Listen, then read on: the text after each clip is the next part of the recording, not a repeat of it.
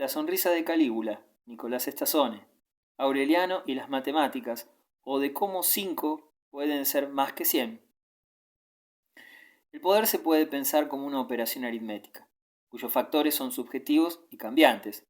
Admiradores de la ciencia matemática, pero incapaces de manejarlas con un mínimo grado de decencia, desde esta página advertimos, pese a nuestra confesada nulidad, el curioso juego de correspondencias entre el poder y esta ciencia exacta. Las matemáticas exigen, como toda ciencia dura, datos precisos y objetivos. Cualquier operación requiere orden e identificar con precisión la condición de los factores con los que se ha de operar. Desde los cálculos más sencillos hasta las operaciones de la matemática compleja, se requieren estas reglas básicas. La ciencia histórica, por el contrario, se maneja con variables cambiantes. El capricho, la fortuna, afectan la vida de los individuos y comunidades. Los procesos observables presentan rupturas, contradicciones.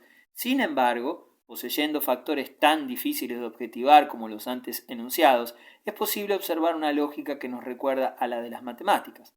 Uno de los principales desafíos de la historia es encontrar variables que puedan ser observables en todo el desarrollo de la evolución humana, identificar procesos que, en esencia, pese a los cambios de formas y discursos, posean una dinámica similar.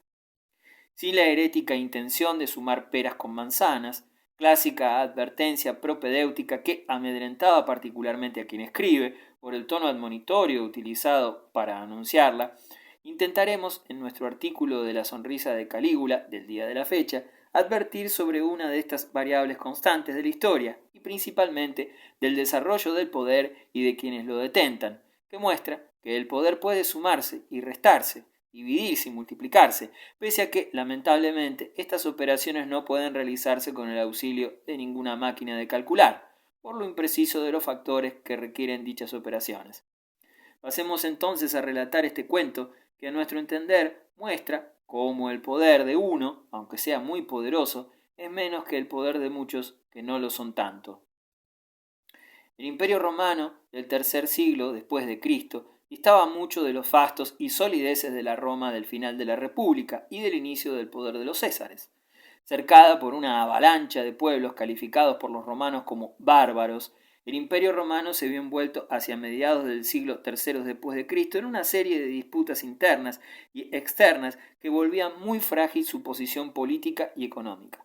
Golpes de Estado, desarrollados por fuerzas de mercenarios palaciegos, disputas por acceder al trono imperial por parte de oficiales ambiciosos que poseían como único mérito el control de alguna legión en una provincia lejana, volvían un caos la realidad de la Roma de la época.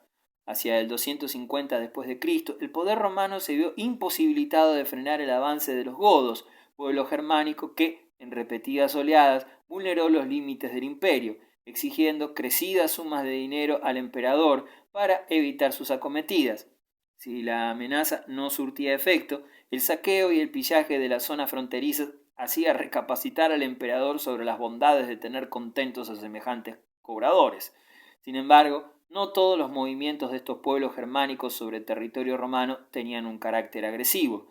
En muchos casos, los pueblos solo buscaban asentarse en zonas fértiles, aptas para satisfacer sus necesidades vitales.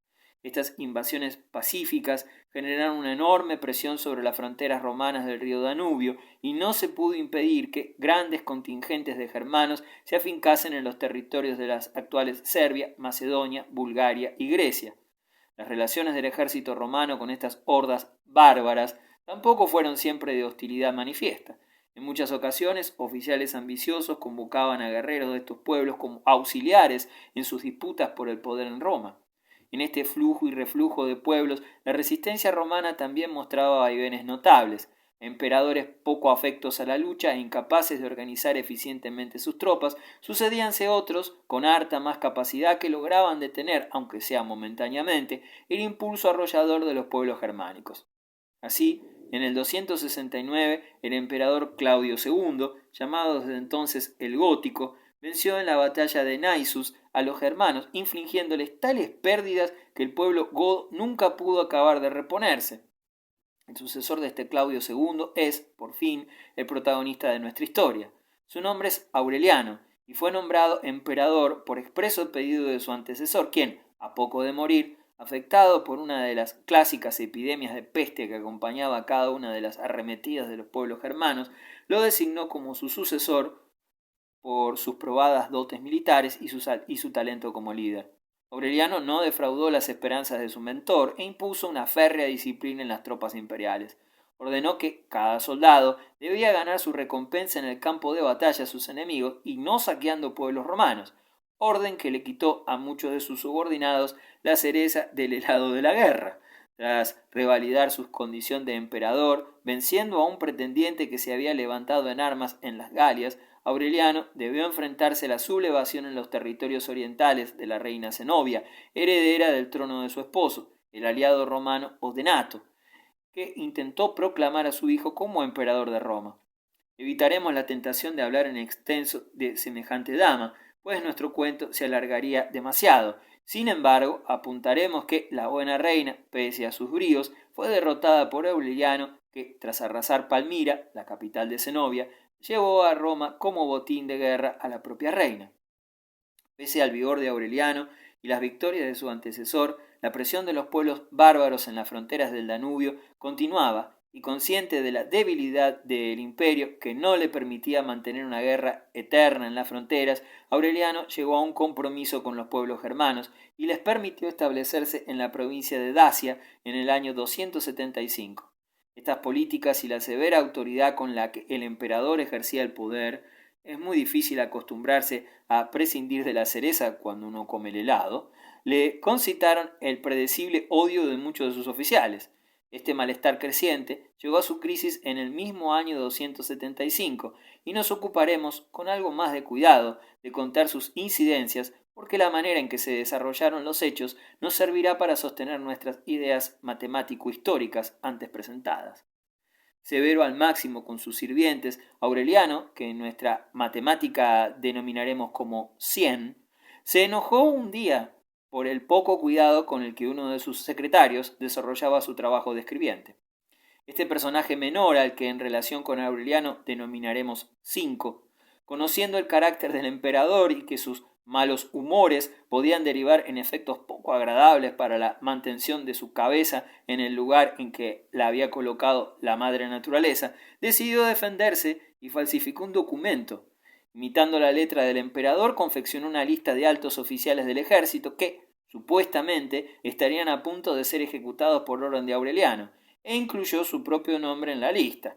Con la falsa orden de ejecución en la mano, el secretario se conjuró con los oficiales que allí aparecían.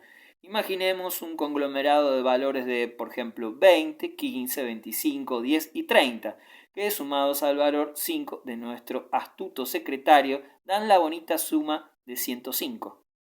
Y Aureliano, antes de que diera curso a su supuesta orden de ejecución, fue asesinado por ellos en la ciudad de Bizancio en ese mismo año. Lo que se desprende de nuestro cuento es que 5 es menos que 100, pero si ese 5 tiene el talento de sumar a su causa un conglomerado de voluntades que sumen a su vez 105, el pequeño 5 sobrevive.